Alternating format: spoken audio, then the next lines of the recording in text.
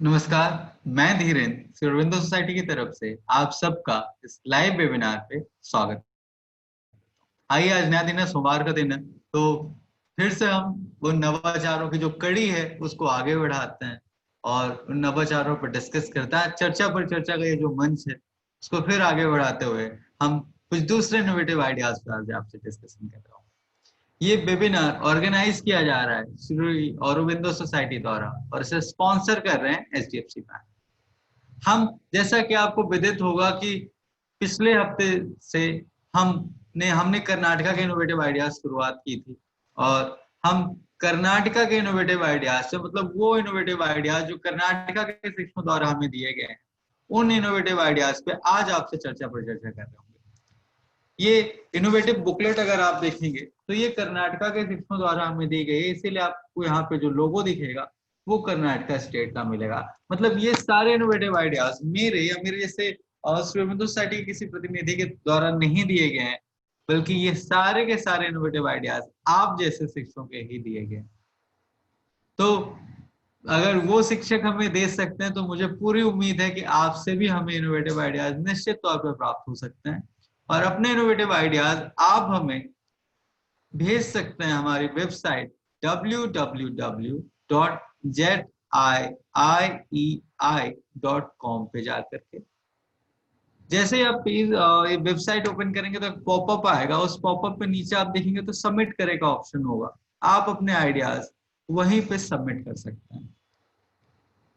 आइए बढ़ते हैं हमारे इनोवेटिव आइडियाज की तरफ, उस केस स्टडी की तरफ जो हमें कर्नाटका के टीचर्स ने दिया। उससे पहले अगर आपके मन में कोई डाउट, कोई क्वेश्चन, कोई प्रश्न, कोई क्वेरी, कोई कंफ्यूजन, कोई कंसर्न है इन इनोवेटिव आइडियाज से रिलेटेड, इस केस स्टडी से रिलेटेड जो मैं आज आपको बताऊंगा, या फिर इस प्रोग्राम ZII या हिंदी में शिक्षा में शून्य निवेश नवाचार से संबंधित, या फिर अगर आप जानना चाहते हैं कि किस तरीके से आप अपने इनोवेटिव आइडियाज हम तक भेज सकते हैं, किस तरीके से आपका नाम इन नवाचारकों की श्रेणी में आ सकता है, किस तरीके से आपको राज्य एवं नेशनल लेवल पर या राष्ट्रीय लेवल पर सम्मानित किया जा सकता है, किस तरीके के आपके नवाचार, आपके इनोवेटिव आइडिया, छोटे से छोटा इनोवेटिव आइडिया, आपका जो इनोवेटिव आइडिया वो सिर्फ आप तक ही सीमित ना रह करके देश भर के शिक्षकों तक पहुंचता है, आपके नाम से जाना जाता है।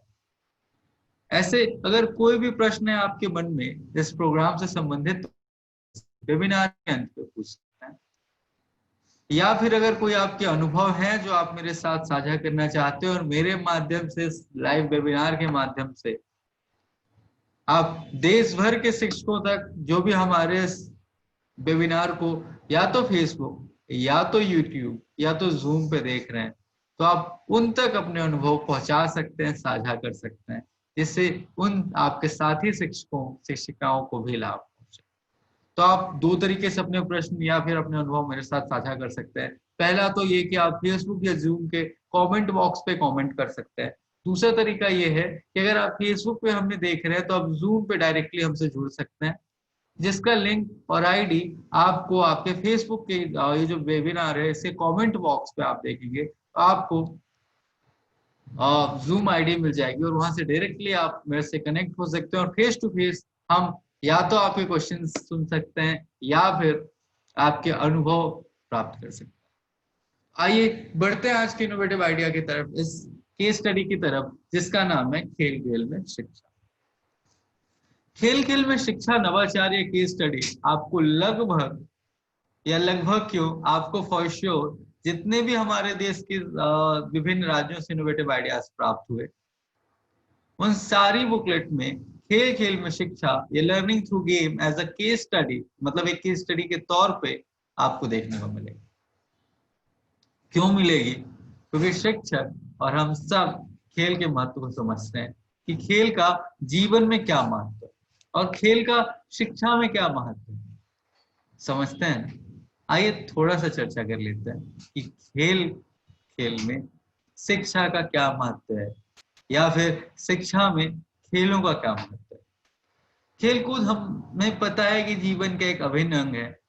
खेल के माध्यम से छात्र अपनी विभिन्न महत्वपूर्ण कौशल का विकास कर सकता है। अनगिनत खूबियां हैं जो खेल के माध्यम से विकसित की जा सकती हैं, जैसे कि सोच, रचनात्मकता, टीम वर्क और बहुत सी अच्छी आदतें। ये सब खेल के माध्यम से बड़ी आसानी से बच्चे के अंदर या किसी व्यक्ति के अंदर डेवलप की जा सकती है। शिक्षा का उद्देश्य मानव का पूर्ण विकास है। मानव के कई पक्ष होते हैं और शिक्षा इन सभी पक्षों को विकसित करता है। या मैं ये कहूं तो गलत नहीं होगा कि खेल खेल में शिक्षा इन सभी पक्षों को विकसित करता है। आदमी के पास या हर किसी के पास एक शरीर, एक दिमाग और एक आत्मा है। शरीर का लक्ष्य शारीरिक, बौद्धिक और आध्यात्मिक विकास। इसीलिए मैंने कहा शरीर, बुद्धि या दिमाग और आत्मा, मतलब शारीरिक, बौद्धिक और आध्यात्मिक, ये तीनों विकास इस शिक्षा का लक्ष्य है। और इसके बारे में आइए थोड़ा सा और ज्यादा बात कर लेते हैं कि कैसे शिक्षा मदद करती है बच्चे के शारीरिक, बौद्धिक एवं आध्यात्मिक विकास। और इसका सबसे छोटा सा और सबसे अच्छा उदाहरण जिससे हम सब कनेक्ट हो सकते हैं, हम सब जुड़ सकते हैं, वो है शिशु और खेल। हम सब जानते हैं कि जब बच्चा पैदा होता है तो उसकी शुरुआत, उसकी शिक्षा खेल से शुरू होती है। इंसान जब शिशु होता है तो उसकी शुरुआत या उसकी सीखने की जो शुरुआत है, जो स्टार्टिंग है, जो बिगिनिंग है, वो खेल से ही होती है। बच्चा जब लेटा होता है तो रोने के अलावा जो भी गतिविधि कर रहा होता है, वो अपने हाथ पैर हिला रहा होता है। तो माँ बाप यही कहते हैं, या कोई भी उसके जो भी देखने आते हैं वो यही कहते हैं कि खेल रहा है। यही कहते हैं ना कि बच्चा खेल रहा है, भले वो हाथ ही हिला रहा हो, वो बैट पकड़ के नहीं खेल रहा है, गुड़िया डॉल से नहीं खेल रहा है, वो सिर्फ अपने हाथ पैर पटक रहा है, तो हम क्या कहते हैं कि बच्चा खेल रहा है। तो बच्चे में जो गति है वो भी खेलकूद के माध्यम से ही आती है। और खेलकूद के माध्यम से ही जब बच्चा खेलता है तभी उसे, या दौड़ता है, चलता है, तभी उसे गति का अनुभव होता है। तो खेल जो है वो बचपन से ही बच्चों के अंदर, शुरुआत ही बच्चों की सीखने की खेल से होती है। और इस खेल खेल में ही जब बच्चा लेटा है और लेटे हुए हाथ पैर पटक रहा है, तो वहीं से शुरुआत हो जाती है उसी खेल की, और फिर उस खेल के माध्यम से बच्चे की शिक्षा की। ग्रामीण क्षेत्रों में जब लड़कियां मिट्टी के बर्तन बनाती हैं या फिर ईंट आदि का पाउडर बना करके और खाना बनाना सीखती हैं, मिट्टी से घोड़े इत्यादि बनाती हैं, खिलौने बनाती हैं, बर्तन बनाती हैं, गुड़िया बनाती हैं, तो यहीं से उनके अंदर रचनात्मकता का विकास होता है और बच्चियां बहुत कुछ सीख जाती हैं, उन्हें बहुत कुछ काम सीख जाती हैं और क्रियात्मक कौशल का बच्चियों के अंदर विकास होता है। इसी तौर पे जब बच्चे गाड़ी इत्यादि बनाते हैं मिट्टी के खिलौने से, या गुड्डा इत्यादि बनाते हैं, तो बच्चे इसी खेल खेल में अपना इंटरेस्ट, चाहे बच्चा हो या बच्ची, ढूंढ लेते हैं। उनका रुझान पता लगने लगता है और बच्चों के जो क्रियात्मक शैली है, जो रचनात्मक शैली है, उसकी शुरुआत होती है। जब बच्चे एक साथ मिलकर एक दूसरे के साथ अपने खिलौने साझा करते हैं, एक दूसरे के साथ मिलकर खेलते हैं, तो उनके अंदर टीम में काम करने की भावना जागृत होती है और उनमें टीम में भावना के साथ साथ एक दूसरे की मदद करने की भावना जागृत होती है और बच्चों का विकास निश्चित तौर पर बेहतर तरीके से होता है उस बच्चे के मुकाबले या उस व्यक्ति के मुकाबले जो किनारे रखा हुआ है, एक तरफ रह रहा हो, जिसका दूसरे लोगों से, दूसरे बच्चों से, कोई दूसरे व्यक्तियों से कोई संपर्क ना हो। बच्चे मिलजुल कर एक साथ खेलते हैं तो उनमें एक साथ ही रचनात्मक कौशल और बुद्धि विकास निश्चित तौर पर। और फिर इन छोटे छोटे खेलों से होता हुआ बच्चा क्रिकेट इत्यादि दूसरे खेलों में इंटरेस्ट लेने लगता है। अब कई बार होता है क्या है कि बच्चों के पास बैट नहीं, ग्रामीण एरियाज की अगर हम बात करें तो कई बार बच्चों की जो माता पिता रहते हैं उनकी फाइनेंशियल कंडीशन इतनी स्ट्रांग नहीं रहती कि बच्चे के लिए बैट अफोर्ड कर सकें, तो बच्चा कुछ ऐसे लकड़ी के पल्ले ढूंढते हैं जो बैट की तरह दिखते हो, और फिर उन्हीं को ही काट कर, उन्हीं को शेप दे करके उन्हीं का इस्तेमाल बैट के लिए करते हैं। आपको नहीं लगता कि वहां पे बच्चे की जो क्रिएटिव थिंकिंग है उसका विकास हो रहा है? बच्चा नई चीजें बनाना सीख रहा है, बच्चे के में रचनात्मक कौशल हो रही है, बच्चों में जो विकास है वो बेहतर हो रहा है। और इससे बच्चे का शारीरिक एवं बौद्धिक विकास निश्चित तौर पर होता है।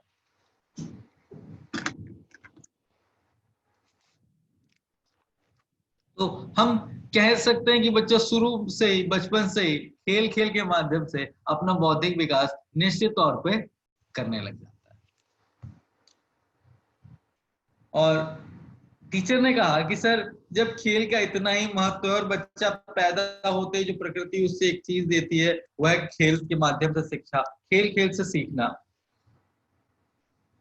तो क्यों ना खेल के माध्यम से ही बच्चों को सिखाने का प्रयत्न किया जाए। दूसरा, बच्चों की जो रुचि होती है वो खेलों में ज्यादा होती है और पढ़ाई में कम। या मैं अगर ये कहूँ तो गलत नहीं होगा कि दुनिया का हम बच्चों की अगर बात करें तो ज्यादातर बच्चों को खेलना पसंद होता है, पढ़ना कम पसंद होता है। दुनिया का कोई भी बच्चा हो सकता है उसे पढ़ाई में इंटरेस्ट ना हो लेकिन खेल कूद में इंटरेस्ट होगा ही होगा। तो जब बच्चों का इंटरेस्ट ही खेल कूद में है, बच्चे पैदा होते ही अगर खेल के प्रति आकर्षित होने लगते हैं, तो क्यों ना खेल खेल के माध्यम से ही बच्चों को शिक्षित किया जाए, जिससे उनका शारीरिक, बौद्धिक एवं मानसिक तीनों विकास हो सके और बेहतर तरीके से हो सके। बच्चों में एक दूसरे से मिल के काम जागृत हो सके, टीम वर्क बच्चों के अंदर हो सके, बच्चों की रचनात्मकता कौशल बढ़ सके, बच्चों की क्रिएटिव थिंकिंग बढ़ सके। और गेम खेलने से बच्चे हम ज्यादा प्रेरित होते हैं, सीखने के लिए ज्यादा ध्यान लगाते हैं, ज्यादा इंटरेस्ट के साथ काम करते हैं, इसलिए ज्यादा एकाग्र होकर के काम करते हैं।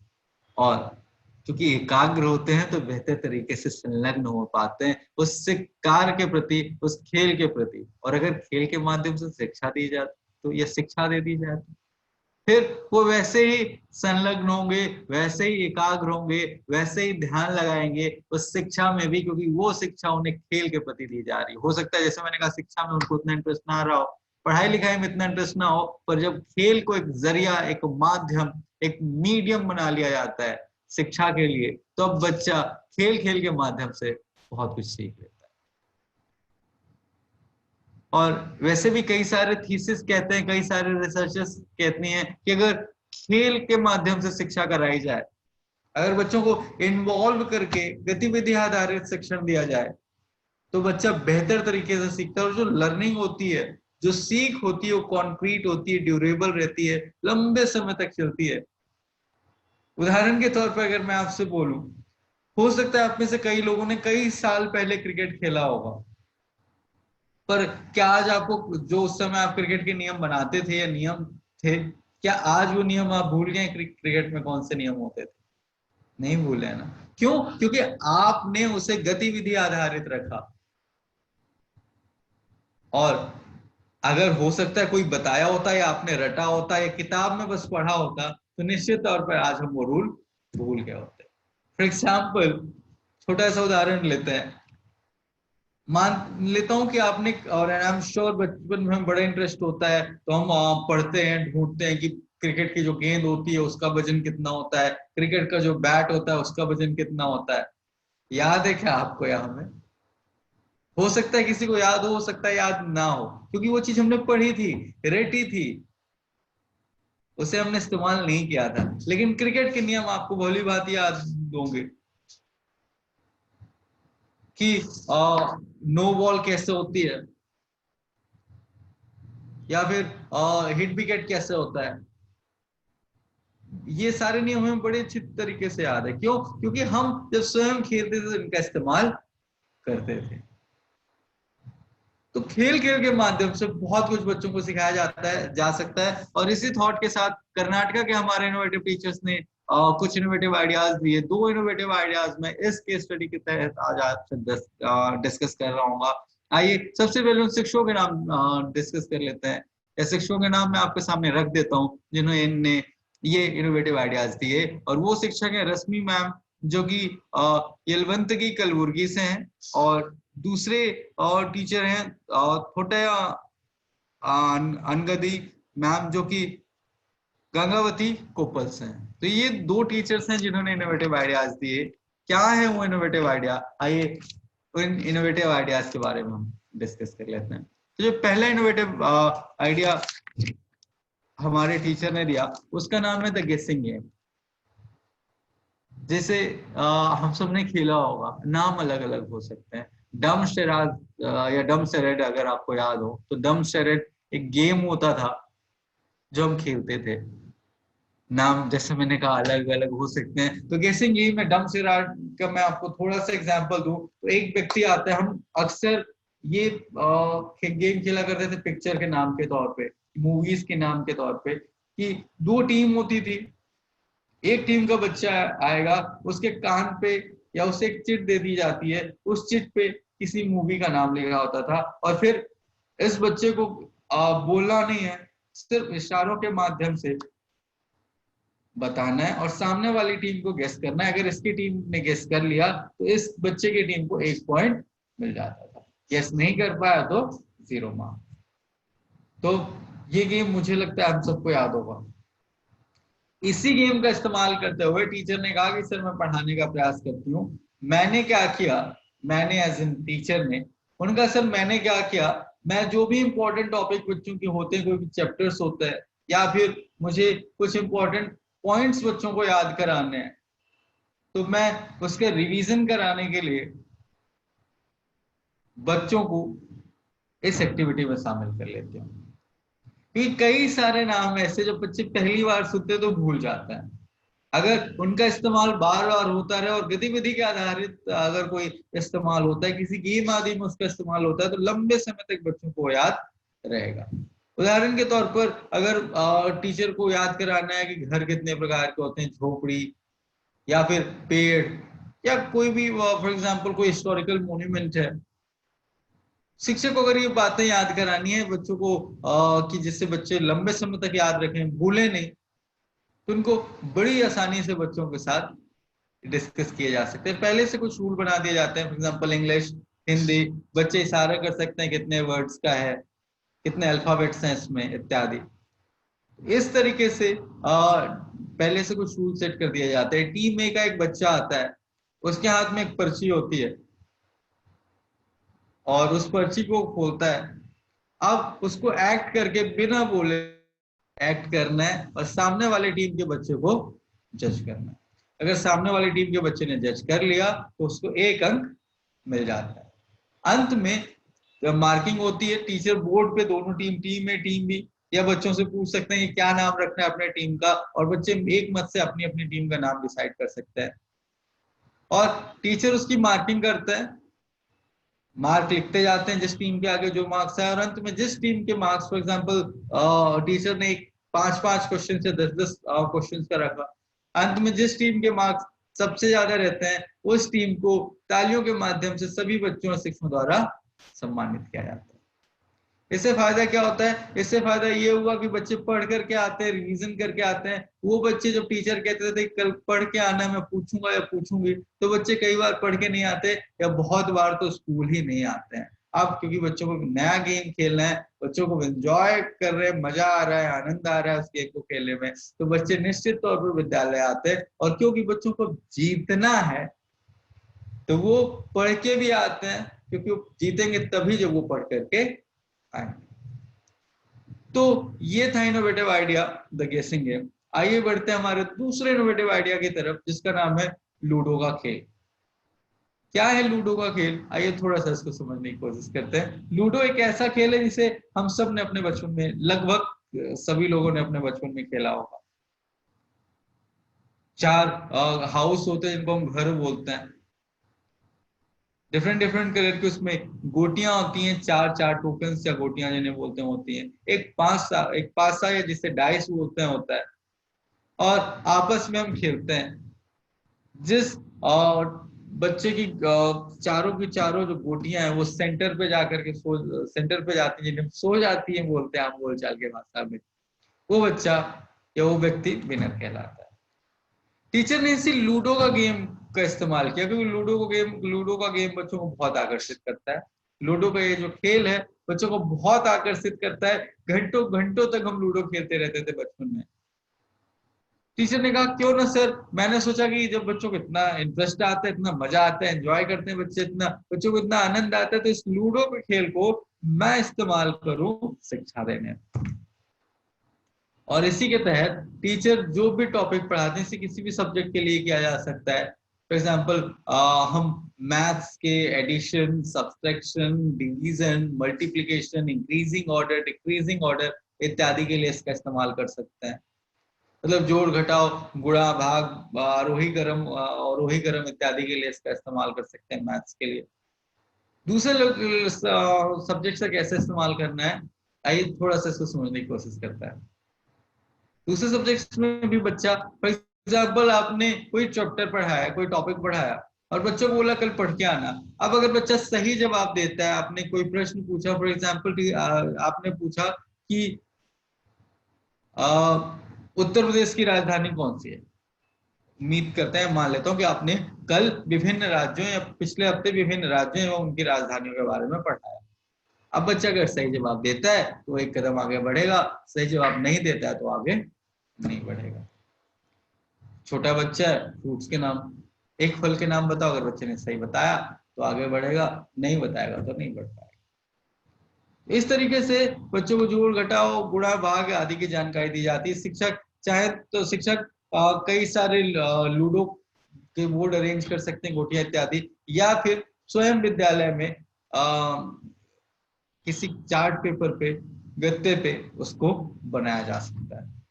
इसके बाद बच्चों को खिलाते हैं शिक्षक। बच्चा सही जवाब देता है तो जो भी उसके पास है में अंक आया उस अंक पे चलता है। अगर बच्चे ने गलत जवाब दिया तो आगे मूव नहीं करता, उसकी चांस लैप्स हो जाती है।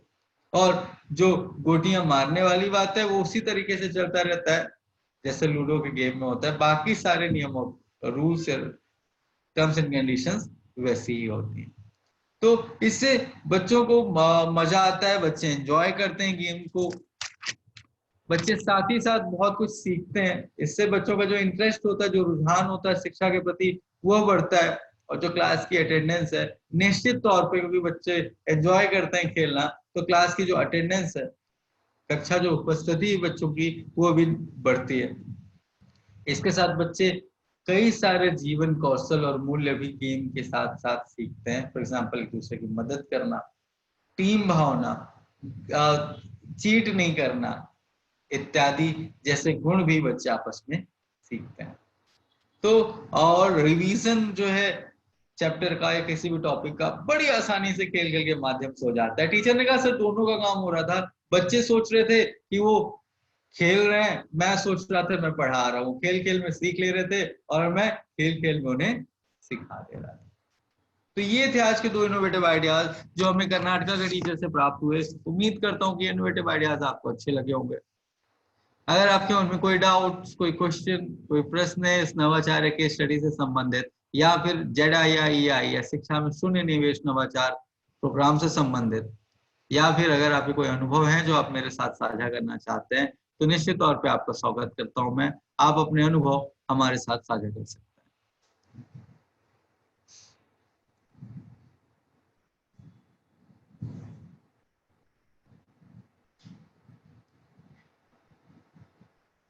अगर आपके कोई भी अनुभव है तो आप निश्चित तौर पर मेरे साथ साझा कर सकते हैं। इतनी देर तक मुझे सुनने के लिए आप सबका बहुत बहुत धन्यवाद। मैं उम्मीद करता हूँ, जैसा मैं कहता हूँ। Hello hello hello. हाँ जी हाँ, मैम। नमस्कार सर। नमस्कार मैम, नाम बताएंगे हाँ, अपना? मैं नसरीन बेगम, श्रीमती नसरीन बेगम सर, बिलासपुर छत्तीसगढ़ से। हाँ जी नसरीन मैम। मेरे को थोड़ा सा दूसरा काम था आपसे। जी बताएं। ये सर, हम लोगों के यहाँ छत्तीसगढ़ में मतलब शिक्षक अवार्ड चल रहा है, अवार्ड देने का, जो हम्म। मतलब इस ऐसे सिचुएशन में जो घर में रह के ट्रेनिंग किए हैं या बच्चों को शिक्षा दिए ऑनलाइन, तो उसके लिए सर्टिफिकेट की मांग की जा रही है। तो अशोक सर से हमने बात किया था पहले, तो अशोक सर ने कहा था कि हाँ आप लोग को सर्टिफिकेट इश्यू होगा ऑनलाइन करके, तो हो जाता तो मैं जमा कर देती, ऐसा सोच रही थी सर। ओके, तो सर्टिफिकेट के लिए कोविड-19 के दौरान आपने जो ऑनलाइन क्लासेस ली, उसके लिए जी सर्टिफिकेट के लिए बोल रही है ना? जी मैम जी सर। बिल्कुल, आपको मैं एक नंबर दे देता हूँ, आप उस नंबर पे कांटेक्ट कर लीजिएगा। जी जी सर। और अभी आपके कमेंट बॉक्स पे आप देखेंगे तो आपको उज्जवल का नंबर मिल जाएगा, आप उसमें कांटेक्ट कर सकते हैं और जी जी पता कर सकते हैं किस तरीके से सर्टिफिकेट डाउनलोड कर सकते हैं इत्यादि। जी जी जी। आगे का उस थैंक पे यू क्या सर। प्रोसीजर है, किस तरीके से सर्टिफिकेट डाउनलोड कर सकते हैं। और बहुत बहुत धन्यवाद मैम कि ऐसी सिचुएशन में भी, कोविड की सिचुएशन में भी आप शिक्षक ऑनलाइन क्लासेस ले रहे हैं, तो बहुत अच्छी बात है। और जो जी जी सीखने सर। सिखाने की प्रक्रिया है, मेरा ऐसा मानना है कि रुकनी नहीं चाहिए और जी जी निरंतर निर्विवाद रूप से चलती रहनी चाहिए। मैम आपके कमेंट मैंने बॉक्स पे आप देखेंगे तो नंबर आ चुका है। और मैंने नवाचार में भी डाला है सर कि मैंने ऑनलाइन क्लास कैसे लिया है, मतलब अभी कोरोना संकट के समय। तो ग्रेट मैंने ग्रेट नवाचार ग्रेट। में डाल दिया है सर, श्रीमती नसरीन बेगम हूँ, छत्तीसगढ़ बिलासपुर से। बहुत अच्छी बात है मैम, बिल्कुल हमें नवाचार प्राप्त हुए हैं कई सारे, क्योंकि हमने टीचर से मंगवाए जी थे जी। कि आपने अब कोविड के सिलेक्ट दौरान होता क्या है क्या कि काम नहीं किया। तो ऊपर वाला जानेगा सर, लेकिन हमने अपनी कोशिश की है जी। ओके, कोशिश मैं बिल्कुल आपका मैम। उसका इंतजार करती हूँ सर, नंबर का। श्योर श्योर मैम, नंबर आ थैंक यू चुका है सर। आपको कमेंट बॉक्स पे। Okay, thank you so much Nasreen ma'am. अगर किसी टीचर के मन में और कोई डाउट, कोई प्रश्न, कोई क्वेरी है तो मुझसे पूछ सकते हैं। मुझे इतनी देर तक इस लाइव वेबिनार पर सुनने के लिए, मेरे साथ जुड़े रहने के लिए मैं आप सबका हृदय से आभारी हूँ। और जैसा मैं हमेशा कहता हूँ, मुझे पूरी उम्मीद है कि जब हम अपने विद्यालय जा रहे होंगे, जब विद्यार्थी विद्यालय आ रहे होंगे, तो आप इन नवाचारों में से कोई भी कम से कम एक नवाचार, जो नवाचार आपको पसंद आया हो, मुझे पूरी उम्मीद है कि आप उसे अपने विद्यालय में जरूर क्रियान्वित करेंगे। और मेरा अनुरोध है कि आप कम से कम एक नवाचार तो अपने विद्यालय में क्रियान्वित करके देखिए। यकीन मानिए, इससे फायदा होगा और आप खुद और बेहतर और कॉन्फिडेंट महसूस करेंगे जब आप देखेंगे कि आपका बच्चा, आपका विद्यार्थी, उसका जो परिणाम है वो बेहतर और बेहतर होगा। इसी उम्मीद के साथ मैं धीरेन्द्र आज आपसे विदा लेता हूँ। कल हम किसी दूसरी केस स्टडी के साथ मिलेंगे, उस केस स्टडी पर चर्चा करेंगे। तब तक के लिए अपना ध्यान रखिएगा। नमस्कार।